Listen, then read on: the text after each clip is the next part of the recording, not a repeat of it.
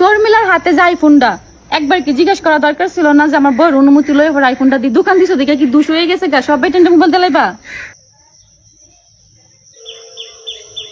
অবশেষে চেনা গেল শর্মিলার আসল রূপ। কী কারণে শর্মিলা আলম হাসানকে ডিভোর্স দিয়ে বাবার বাড়িতে অবস্থান করতেছে সেই বিষয়টাই পরিষ্কার করেছে ইমরান ভিপি এবং তার স্ত্রী সুমাইয়া। সম্প্রতি কিছুদিন আগে শর্মিলা একটি আইফোন দেখিয়েছে এবং যে বলল যে আজকে আইফোন কিনলাম, কিন্তু সেই আইফোনটি নাকি দিয়েছে ইমরান ভিপি।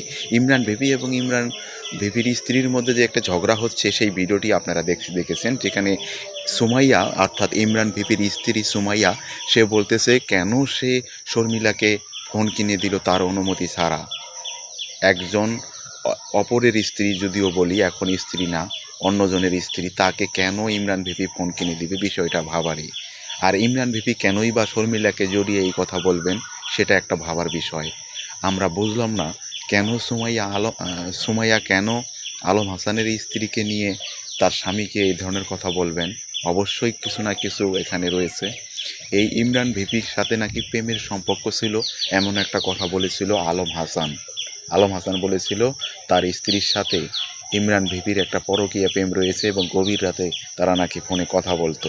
কিন্তু আমরা বিষয়টা অনেকেই উড়িয়ে দিয়েছিলাম যে হয়তো এটা একটা মিথ্যা বা তবে এর মধ্যে কিছু না কিছু রহস্য রয়ে আছে যে ইমরান ভিপির সাথে সুমাইয়ার কোনো না কোনো আছে, কোনো না কোনো সম্পর্ক আছে। তা না হলে কেন তাকে ফোন কিনে দেবে আইফোন।